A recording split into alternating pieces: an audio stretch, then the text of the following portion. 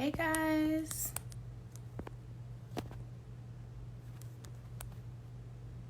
give me a second to get this up here. Thank you for joining me.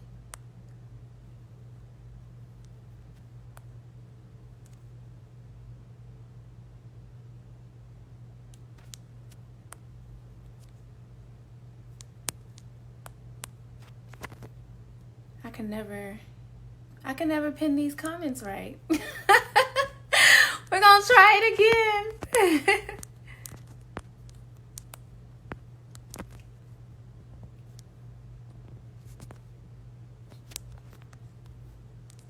Hope you guys are doing well on this Saturday. Let me know where you guys are tuning in from. I'm here in Atlanta and it looks like it's about to storm.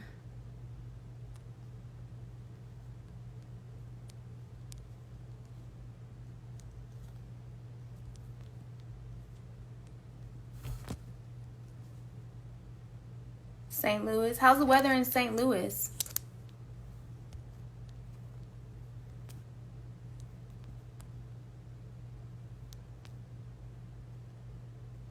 Dallas.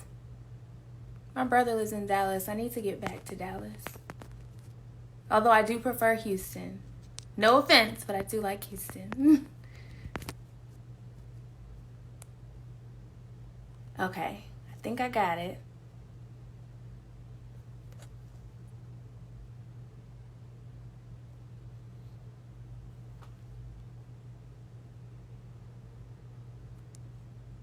Okay. Pin the comment. You said it's sunny and rainy. Yeah, it looks like that's how it's going to be. It's crazy how it can be sunny and rainy at the same time. Crazy. But welcome to the Mental Wellness Collective. I am Siobhan Jones. I'm the founder of this online community designed to help women of color prioritize their mental health. I am so excited to be joined today by Jaynay Johnson. She's a licensed marriage and family therapist.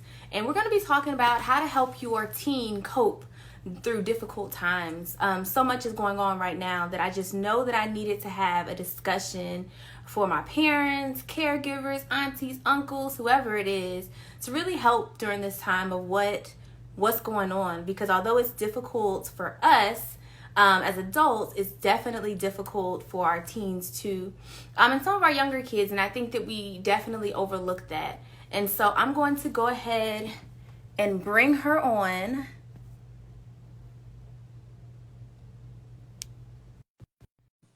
Okay. While that's connecting. Hi. How are you? So excited to have you. Thank you for joining me. Yes, I'm in my mama's basement, so it's dark. I gotta spruce up the place, but anyway, I try to make it work as best as I can. Listen, we just figuring it out. So I'm so excited that you are here. I love your energy. I love everything that you just bring to this space. So I was like, oh, I need her. I need her on here. I'm here, sis. I'm here. Yes. And so, guys, we're just gonna be having a conversation, and questions come up and we miss them. Make sure you put them in the question box. So at the end, I can make sure that I go back and we kind of run through those questions. So if you hear something as we're going through, let us know, put the questions in there. If you're watching this after and it's the replay, DM me a question. I can definitely connect back with Jaynay and we can go from there. But girl, can you introduce yourself to everybody? All right, so happy Saturday, everyone. My name is Jaynay, as Siobhan said. I am a licensed marriage and family therapist. I am licensed currently in Philadelphia, or Pennsylvania, rather. I always act like Philly's the whole state. It's just like it's a whole nother state, girl. So I am licensed in Pennsylvania, as well as New Jersey. And I've been doing this work, I would say, for close to 8 years. I've worked with teens, even an internship. Teens came to me, and that was just my population. And I've just stuck with them. I love them. I love teens so much. I also have a nonprofit in the Philadelphia area that just serves to eradicate the stigma of mental health. So we do a lot of community conversations, just making sure people know the differences between all of the layers of, you know, psychiatry and psychology, because most of the time people don't know the difference. So they think they go to the emergency room with an anxiety attack and that the doctors will be warm and nurturing, and they're like, okay, you're fine. And it's like, what's going on? So we really work to just make sure we're educating the community around different, you know, mental health diagnoses, how people can get, you know, triage for treatment. I'm also an author, so I write self-help books for teens. Thank you. And my book brand is called Dear Teen Self. So if you have any teens, feel free to check out that brand. I've actually recently just released a mother and daughter journal, so that moms and daughters, and you can use it even if it's like an aunt or anything else, where the both of you can go back and forth and communicate written, because sometimes it's hard to say it. But you can write it out and someone can read it at their own leisure. I love that. And have my own private practice and do some consulting to make sure schools really have a good understanding of emotional health, and just helping them create systems that are appropriate for youth. So it's a little bit of everything of what I do.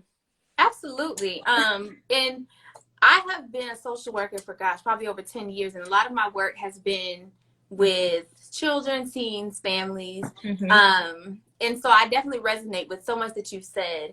The mother-daughter journal, I have to check that out, because I just bought a journal probably at the beginning of COVID, just a regular journal for me and my daughter. Okay. And just putting it in there for, like, of course, I think I write more than she does, but, you know, writing in there and just kind of making it normal to have this conversation. So happy that you have that. I'm definitely going to check it out. Check that out. So I want to jump into this because, like I said, a lot of the work I've done has been with children and families. But I know during this time, it's so difficult. There's a lot happening. I mean, our kids have dealt with COVID-19, school closings, the racial tension, their graduations being altered, travel plans, all of that. What are some of the things that you've been seeing that have been affecting our teens? So like you said, they are impacted by everything and a lot, but they are really being impacted by the lack of connection.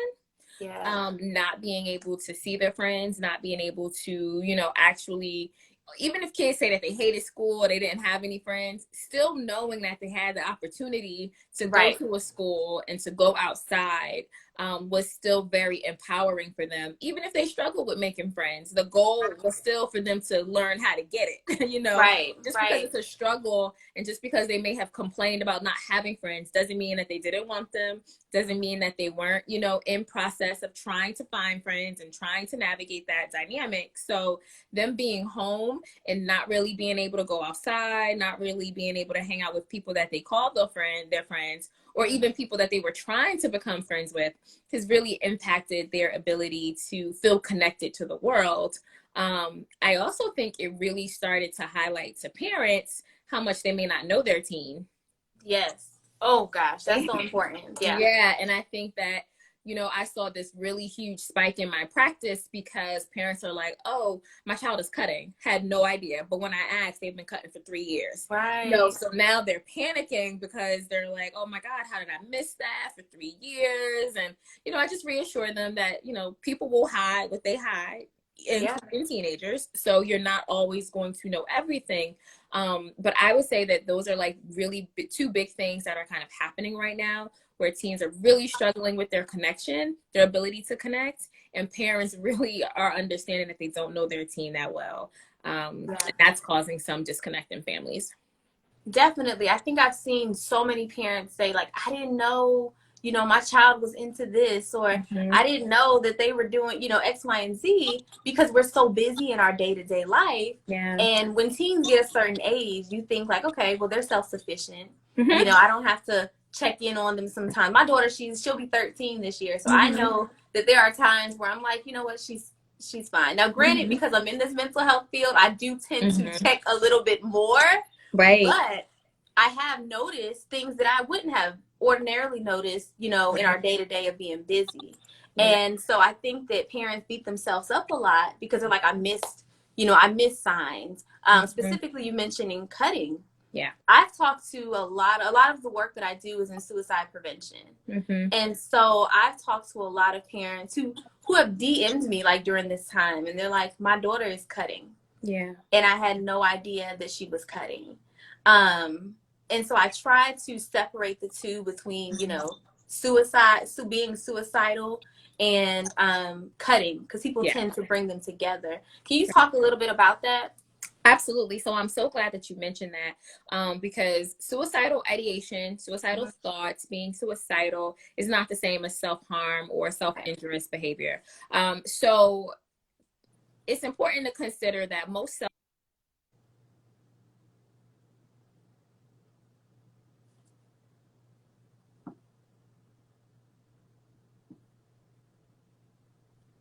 Hold on. Am I frozen or is Jaynay frozen? Can you all still hear me?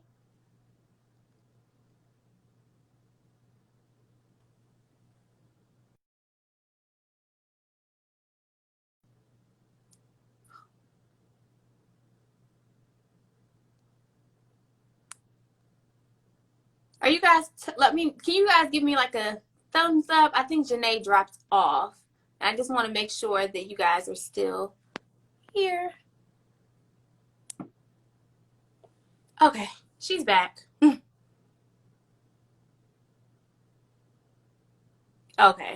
Oh my God, my app just shut down. Everything, Wi-Fi's on. The app just said, "Okay, we don't feel it." Right. I was like, wait a minute. I'm like, is it frozen? I mean, I just got back to my home screen and I said, "Well, how did I get here?" All right. And I was sitting over here like, can they see me? I know. I'm like, I was so confused. I was like, no one's calling. What happened? Okay, so there's that. We're here. That's it, right? So talking about suicide and self-harm, so they are very different.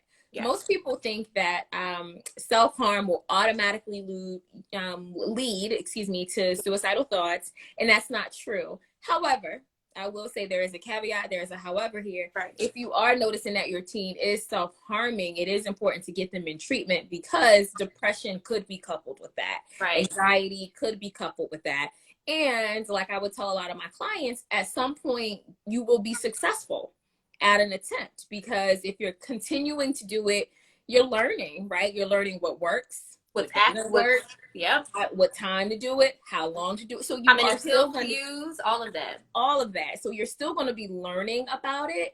And if those feelings of depression continue to increase, you may start to utilize different methods, because, you know, your anxiety is increasing, depression is increasing. And so you may end up completing, you know, a suicide based on self-harm. In addition, self-harm is primarily a coping mechanism. Right. It is primarily a coping skill. It's primarily a transfer of emotion. So I feel all of this pain inside, but I need to do something about it. And so usually that is what self-harm is an indication of. It's an indication of an overwhelming amount of internal emotion that teens find relief or release in doing. And, you know, we see that a lot. Honestly, self-injurious behaviors is not just cutting to me, it's burning. So burning could look like an eraser. I've had teens take erasers and just rub it on their skin. And I'm like, ooh, because I can imagine how that feels. But for them, it's a release. But self-harm doesn't even have to be like that. It can be you over-exercising, overeating. You know, absolutely, all of those things. I tell people all of the time. I tell my teens, I said, I have a very interesting list of what I consider self-harm or self-injurious behaviors. I said, so I'll tell you, you know, what I think might be self-injurious. Another example I use for a lot of teens too, if they're having sex, you know, if you understand the implications of, you know, STIs, STDs, and you still make choices, that would allow you to be, you know, exposed to that at a high rate, you are injuring yourself. That is self-harm to me. So I look at what they're doing in their life and just, you know, let them know for real what actually is self-harm and what is self-injurious behavior. So I do think even in my practice, I use it a little more culturally, and not it just being cutting, because there are so many other ways our youth are harming themselves or trying to numb themselves or release or you know, relieve some stress or anxiety. So they are not the same, but it's definitely something to pay attention to. Some other signs, especially since it's the summer, right? If your teen wears hoodies all of the time, you may want to see if they are, you know, if they have a bunch of marks on their arms. Sometimes teens will cut on their legs because, you know, they can hide that a little bit better. Their thighs is a big part, you know, so really, you know, it's the summer. So if your teen is going out swimming, being, you know, just giving them a look over just to see if you notice anything. There's also these things called smileys with a lighter, you know, because like, you know, I just learned this. So I was like, okay, I was trying to act like I knew in session what it meant. You know, my team was like, then you had to go look it up. She was like, you don't know what that means? She was like, oh, girl. I was like, I mean, I can't know everything. And then, you know, but I did not know what it was. Like Google, what is?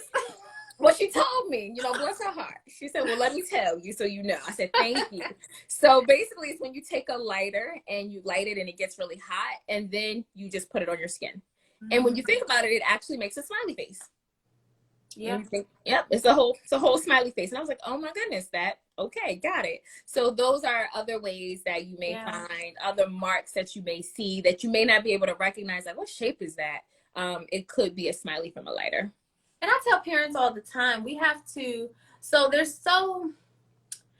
make the distinction between what is, you know, normal adolescent developmental behavior, as opposed to what's abnormal. And I think a lot of times, especially in the African American community, we overlook a lot of things because, like, she just being a teenager, she's just being a drama queen. You know, he's that's just how he acts. You know, he's just like his dad, kind of thing. And we overlook a lot of those, you know, those patterns. And it's going to look different for every, you know, for every teen. It's not all going to look the same. And I think it's so important to understand and know what's different for your child, especially during this time, because, you know, emotions are all over the place. They're trying to, just like how we're trying to process. And I know I've been frustrated and just about to, you know, wanting to scream, and they're processing the same information out of context sometimes.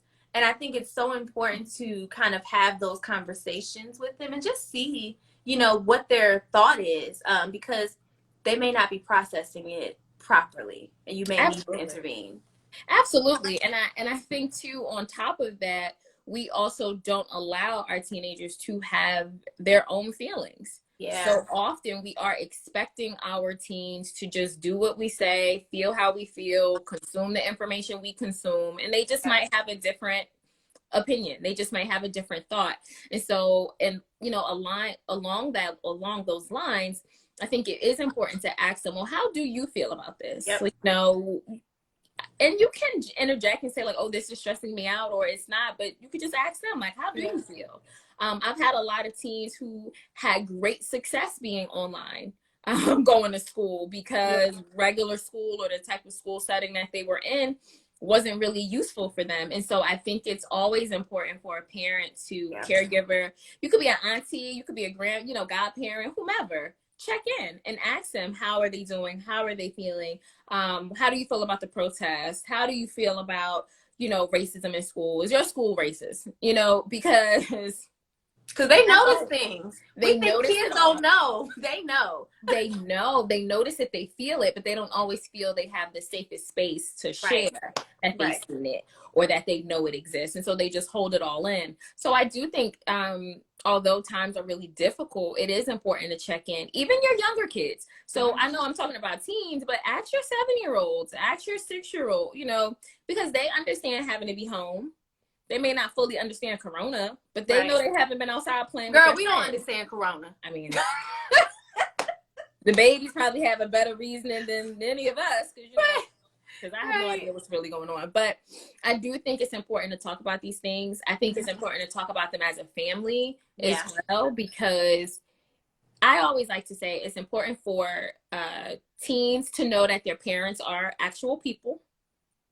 And I think it's important for parents to know that they're a teen, although they're a child, and they're still a person. Right. So it is just helpful for everybody just to realize, hey, we are all people. We are all navigating this journey together. We all may have similar ideas or different ideas, but really allowing that openness and acceptance to be present, even in the home, because those are the behaviors you actually want your teen to model outside of the home. We have to normalize having normal conversations. Like, it's we expect them to go into the world and know how to communicate with other people, but it's not always modeled in the home. Right. They have a question, they respond to you, you disrespectful. And it's like, right. All I did was ask you, like, what? You know, you disrespectful. You gotta give them space. Like, they are people too. Yeah, and absolutely. I'm constantly having this conversation with my daughter, because I tell her all the time, listen, you've never been 13 before. I've never parented a 13-year-old before. Right. Like, we're figuring this thing out together. Absolutely. And so I'll give a funny story. So I'm always expressing to her, you know, for you to know that it's okay for you to change your mind. It's okay for you to have an opinion about something. Like, it's okay to have all of these things. Right. And so I'm always reinforcing that. And so she's been gone pretty much the whole summer. Okay. And I called her the other day. I was like, well, when are you coming back home? And so she's like, well, I think I'm going to come on Friday. I was like, all right, cool. So I call her Friday. I'm like, hey, so, you know, what time am I coming to get you? She's like, well, I think I'm going to stay. Okay. And I was like, really? She's like, I mean, I'm not trying to hurt your feelings. She's like, but you did tell me that it's okay to change my mind. Checkmate. That means it's sinking in. And she gets it, and she's like, I'm going to exercise it. But I think that is such a great story, and it's so important. Yeah. Because teenagers need this space and their safety net. Their parents and their family are their safety net.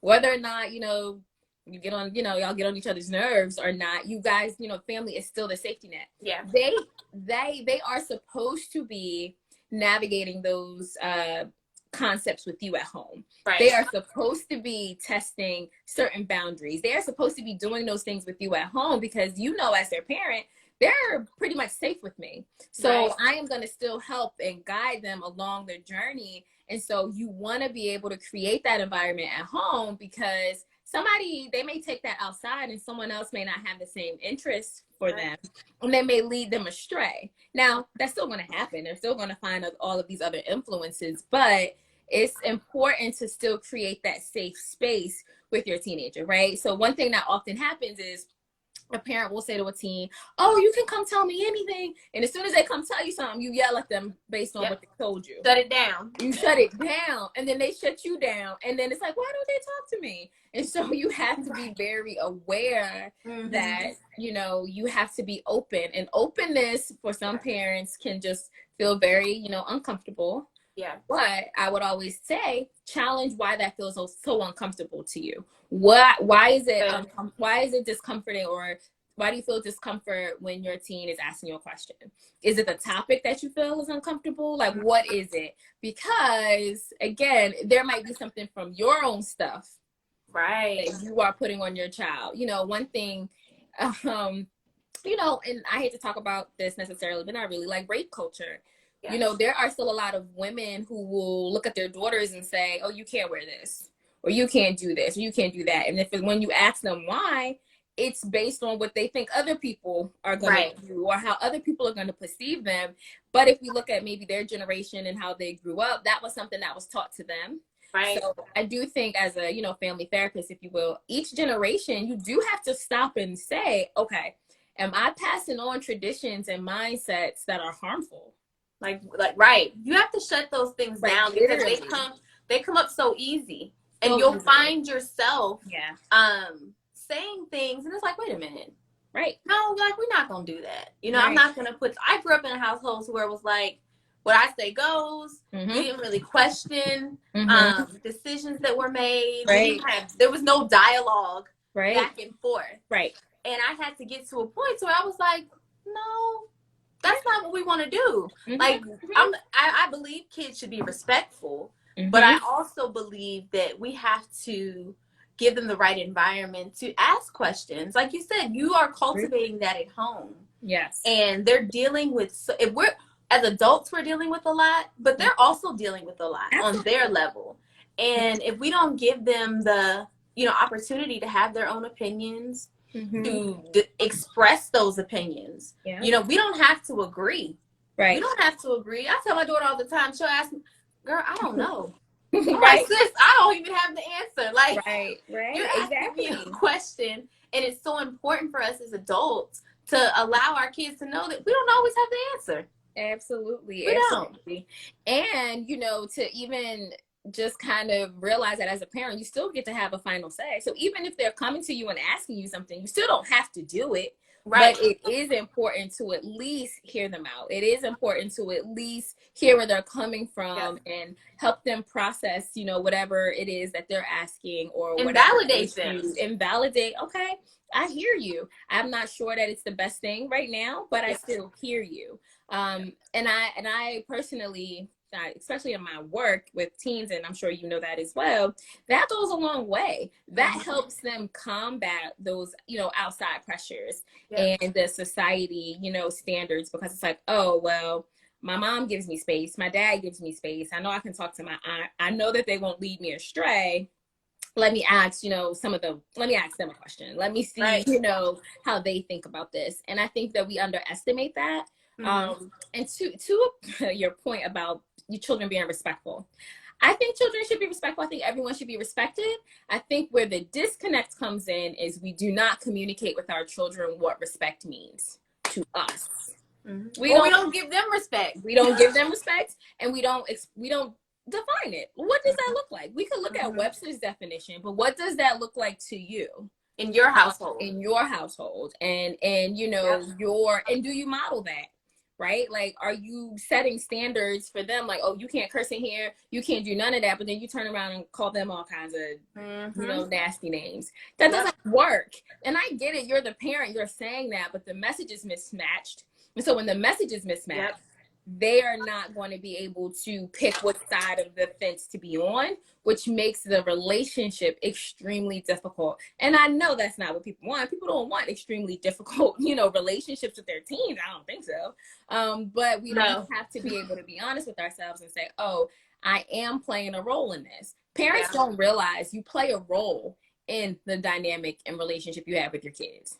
Yeah. You can call them disrespectful all day long. You still play a role there. And I'm not saying it is a big role. I'm not saying it's a huge role, right? Because I'm not going to say it's a big role. It might be a really big role, but the reality is you do play a role. And that could look like, as a parent, not being firm on boundaries. It could look like, when you get frustrated, you constantly yell and take your, anger out on them. So your role could be a lot of different things, but it does actually take 2 or 3 if you're dealing with a co-parenting situation or, a dad, separate, family member, because, we have extended households, grandparents and different things. And so all of that plays a role in those relationships.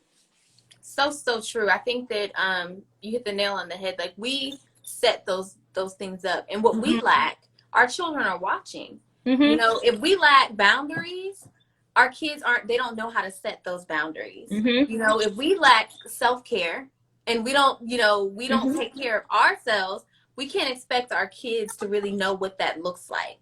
But I wanted to back up to your point about, engaging in conversation with your teen. Okay. Because I think a lot of parents I've talked to don't know how to do that. Okay. I always tell them, I started having conversations with my daughter when she was like 4 or 5, like tough conversations. Right. And because I think it's important for them to learn that along the way. So before they become a teenager, it's normal. Right. Like, it's normal. You already know what this looks like.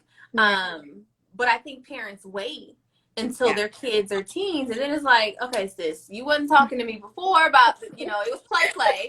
Like, right. And it's never too late. But how what are some ways that parents can really navigate having tough conversations about race, about sex, about literally anything that they're trying to deal with, that their kids may be dealing with? So I think one of the very first things about navigating that conversation is understanding that you just need to be open with whatever you're going to hear. Yeah. There's a lot of like prep work for me when it comes to having these conversations, because I feel like sometimes parents will just jump into the conversation, but they didn't think about how they would respond. They didn't think about what they wanted the end result to be. They didn't think about any of those things. And you need to know all of those things before you step into that conversation. So first, I think, is one, even acknowledging if you never had those conversations. So to your point, if you know you're new to talking to your teen about deep stuff, don't get offended if they don't want to open up the very first time. Right. Like, you really just have to allow yourself to be open to the process, because it's new. It's a new process. It's just like when we go to work the first time, right?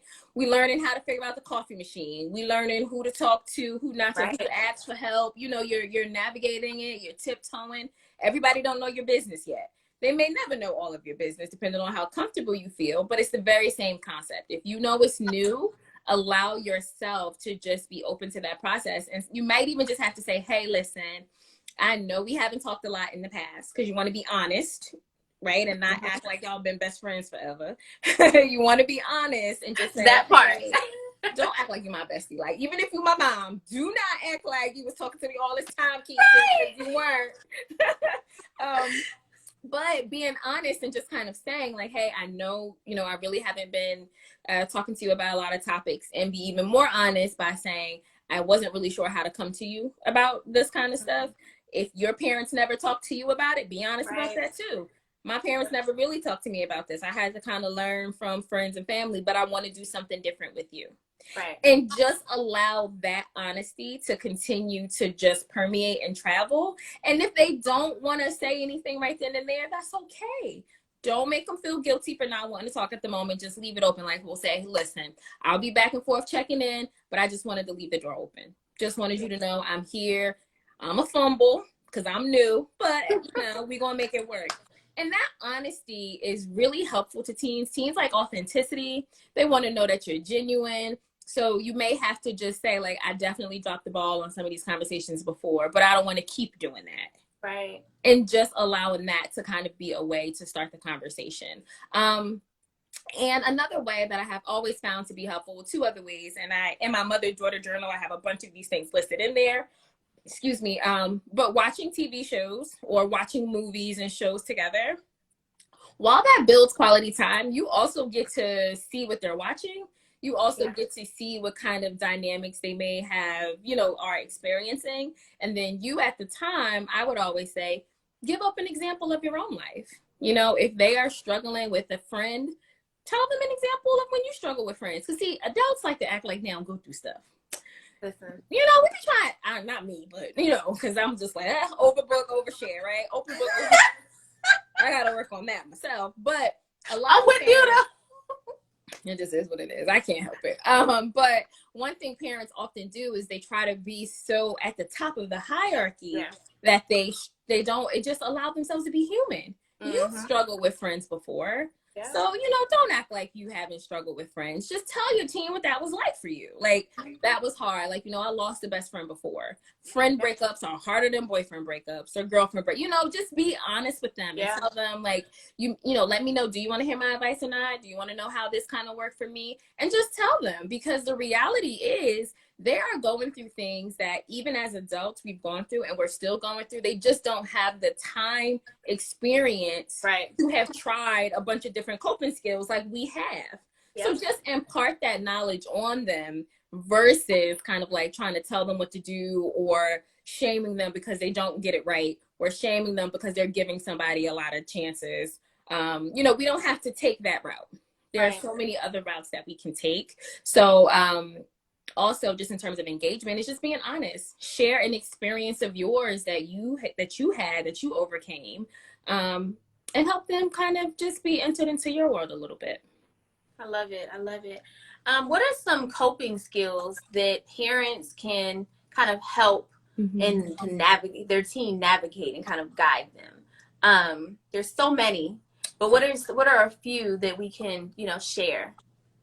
So one, I always say still use technology. I'm a millennial, grew up with the phones and social media. So what I like to do is make sure that teens have apps that are helpful, because when they're feeling some kind of way, they're going on their phone. Right. Naturally, we all grab our phone. So, okay, if you're going to grab your phone, grab this app. You know that this app is here, and so that'll help you. So I would say like a journaling app, Flip Mood is an app that I love. And they can just kind of tap an emoji, to let me know their mood. It's so cute. And then it tracks it. Yeah, Flip Mood. It's so adorable. And then they can kind of track, their mood, what that looks like, how often they're feeling that way. Calm Harm is another app that is useful if they need to distract themselves from harming themselves or release or anything like that. Not Okay app is another app. Those are my babies. Aren't they so sweet? Those are my babies. I love me some Hannah and Charlie. Right? They are just so adorable. So Not Okay app is another app. So I would say you definitely want to just make sure that your teen has some app outlets, because like I said, they're always on their phone. So making sure that they have those resources there. Exercising or walking or jumping rope, whatever it is, jumping jacks. That's another good thing to do. And as a family, you can do those things together. So often I think families think, okay, their teens are despondent. They don't want to talk. They don't want to deal with them. But sometimes as a family, we're not inviting them in. Yeah. We are assuming they don't want to be bothered. So we are not inviting them into the fold. We are taking the one day that they're moody and deciding they're moody forever. Like that's just who they are. Oh God, she's just moody, versus actually being in a position where we say to ourselves, like, hey, I have moods too, but I'm still going to invite, my daughter in. I'm still going to invite my son in. We still going to get up and work out. Even if, you got to quote unquote drag them, they like it.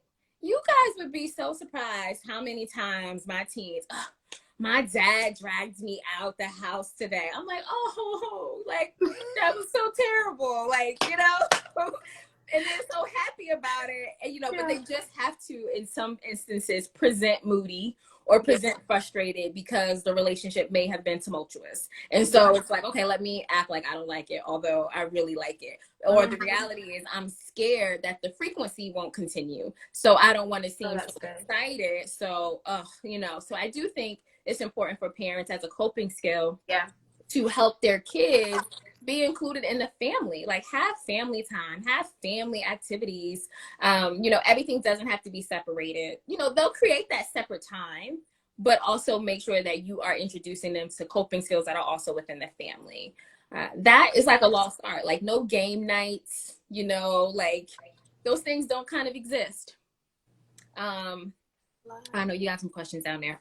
So I think you post that later. And other coping skills, journaling is a good thing. And interest, any kind of interest that your teen has, I always say is a good coping skill. So one of my girls really is into fashion. So I would tell her, you know what, set a timer and get on YouTube and look at some fashion clips, because it's something that she likes to do. And so it's like you can spend some time really learning about it and engaging in it, and you have a set timer for it. And you just, you're doing your thing and you're enjoying what you have going on. And literally, so many of my girls they're like, oh, okay. Like, I like a girl who skateboards. So it's just like, find what you like, set a timer, spend some time doing that, and learn about it. I think you lost the essence of learning versus doing. Like, it's like, oh, let me just do the thing. But it's like, sometimes it's okay to learn about it, learn the history of it, spend time reading about it, see what else is going on. So those are some more off the beat, I guess, coping skills. Yeah, I love those. So, and you have to get creative. You do. Know your kid, take into account what you've learned during this time about them. You may not have a child who, likes to journal. Right. And if you know that about your child, don't force them to journal. Find something else. I love that there's a variety of different things. And I really like the incorporating technology, because that's something I didn't think about. But they're on their phone so often. I mean, more often than not. Especially since they've been home literally since March. Absolutely. And so always on their phones. So having those apps, I think, are so important as well.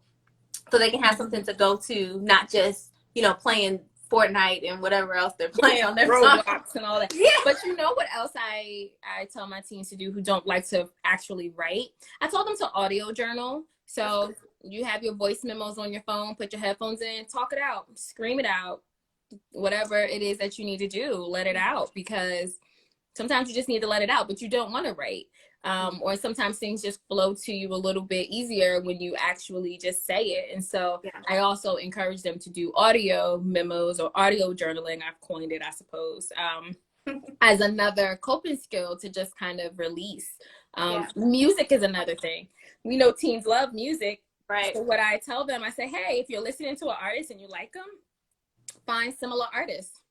See who else is out like that artist and just kind of get lost in the experience of the music and see what comes up for you. And then like, you know what, I will do that because I like this person. So I'm gonna see who else has music like this person. And, so those are all ways that I have found teens to really invest in like those kind of coping skills and actually use them. That's always shocking. When I come back from session, I'm like, well, how were you? Did you have to use the app? And it was like, you know what, I did. And it helped. And I'm like, oh, good. So that's big. I know, right? Isn't it big when you ask them to do something or you suggest it and they do it? You like, put your little halo on. Right. Like,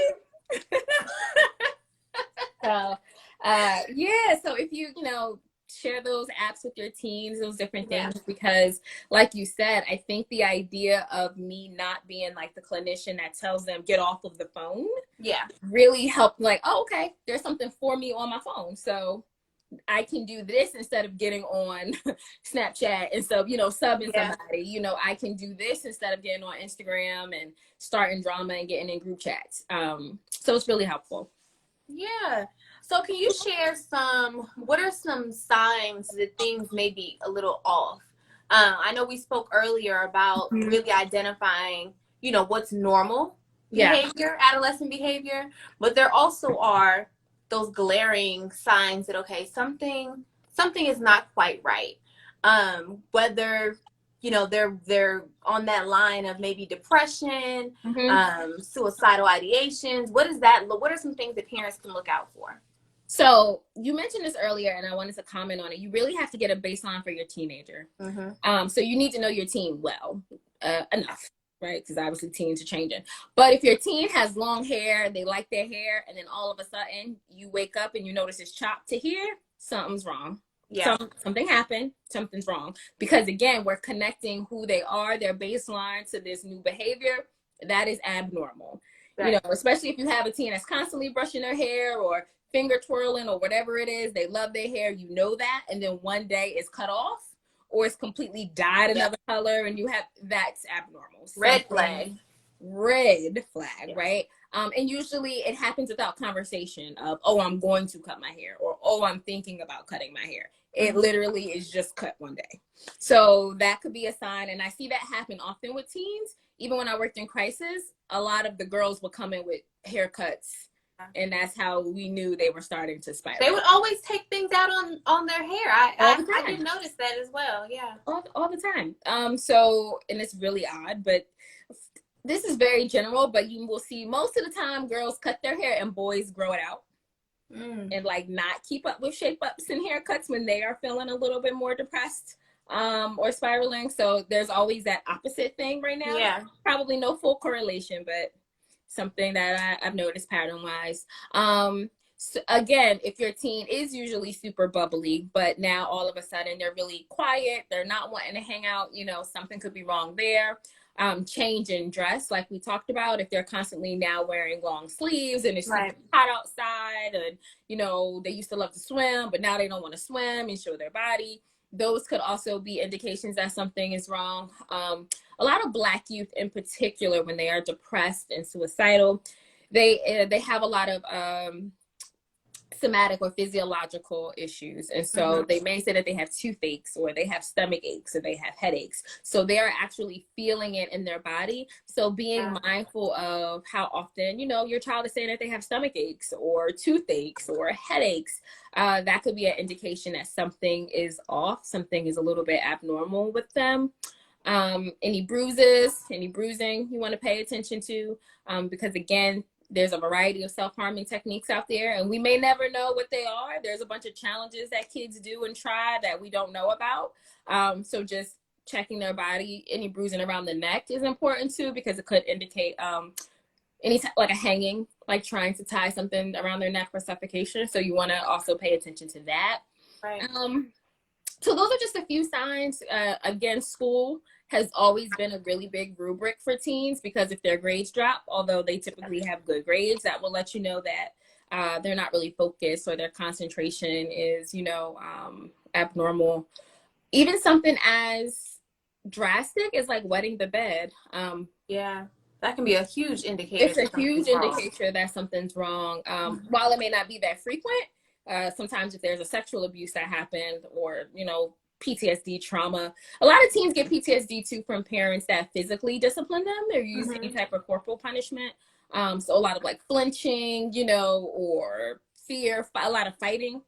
To me, if a teen is fighting a lot, they are experiencing some type of depression, anxiety, or PTSD, because they're trying to get something out. No teen literally wants to fight all of the time. So those are just some kind of generic signs. But of course, the biggest sign is if your teen tells you so. And saying that with my head cocked to the side, because often parents will call me and say, oh, they told me this 3 months ago. Why are you calling me now? I'm glad you're calling me now. I'm just saying, why not 3 months ago? So I do think if your teen slightly mentions they're anxious, slightly mentions they're depressed, slightly mentions they're suicidal, jump on it. That is not something that you want to wait to see what happens if it, you know, clears up. You want to definitely jump on that, and you let a professional tell you, you know, just let a professional say, you know what, maybe not full depression, a little sadness, or, you know, but just jump on it. And the other reason why I want you to jump on it is because I want your teen to know that you listen to them. Yeah. And it's in those small moments that our teens trust us. People trust us, right? I mean, this is just human relationships. So if your teen tells you they're suicidal and they want to see a therapist, even if they don't say they want to see a therapist, you make the decision and say, you know what, I think you should go talk to someone. That right there tells them that their voice is so important that when they say something, you listening, you're jumping in, and you're acting. Yeah. And then that reinforces everything else you might have said, or even it could reinforce things you never said. But it will reinforce something positive in the dynamic, in the relationship, and for them to know, oh, my mom got me, like dad got me, auntie got me, you know, and that's what you want. You want that. So even in your own fear about your teen saying that they're suicidal or self-harming, you still want to take the steps to support them.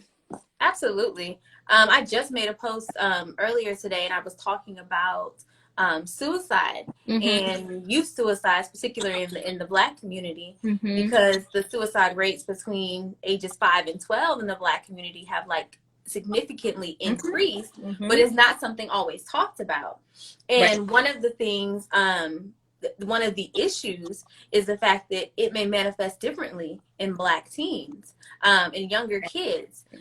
People often overlook some of those signs, and also Black youth are less likely to tell you if they're having suicidal ideation. Absolutely. And so listening when they tell you is huge. Even if it's something they say in passing, dig in a little bit deeper. I'm always like, what you mean? What that mean? What is that? What is I that? say that to my adult friends. They were like, I don't feel like being here no more. What you mean, sis? Like what is? I need some clarification. I need clarification. Clarify. You mean you don't want to be here in this room right now? Like you want to go to the store? Like what are you saying?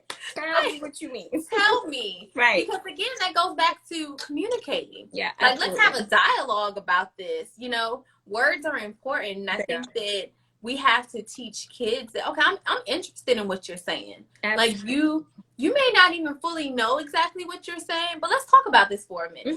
And see what it is that we need to do. Like if there is another step Because them just mentioning it is huge. And I think we will decide that because a child doesn't have all of the language or healthy language or vast language, that they don't know what they're feeling. That's not true. They can very much feel like I don't want to be here and mean like I don't want to deal with any of y'all people, but they may not be able to say suicide. You have to know as the adult that it could possibly mean this. So how else can I support the conversation? Let me ask more clarifying questions. Let me do all of this. And I think sometimes when kids are saying things, we just kind of like, okay, well, they didn't say suicide. They didn't say they want to kill themselves. They may not know that that's exactly what to say, but that's our job. That's us. But they know for sure, I don't like how this feels. And the feeling is strong enough. Then they'll start asking questions to other little people who may have better language or who may know, or they have a cousin, and then they'll still get the information. And it might not be the best information, and then they may make an attempt. So I think it's important for us as the adults to take what they say at their level and help them navigate, you know, exactly what they mean and exactly how they feel. That's our job.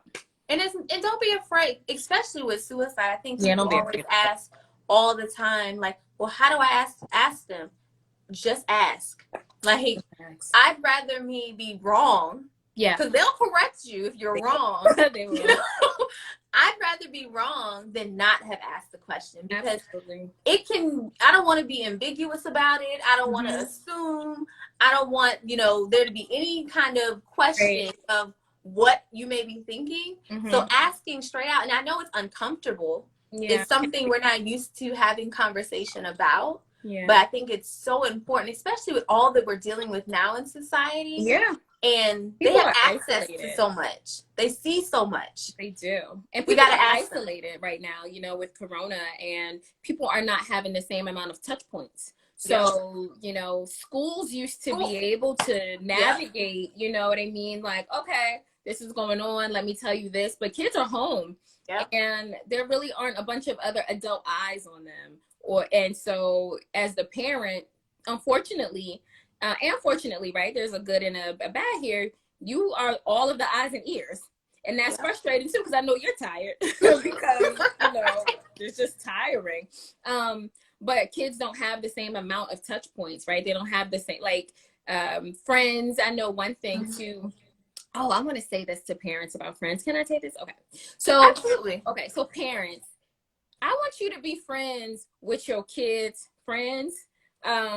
Do not be the parent that will often shun the friend or say, oh, I don't like that girl, and be really negative. Because that girl could be your child's best friend. In any event, your child is going through something. You want to make sure you have a good enough connection with that young girl, that young lady, that boy, that they will reach out to you to say something is wrong, something is going on. So I just want parents to be mindful of the friendships that their children have.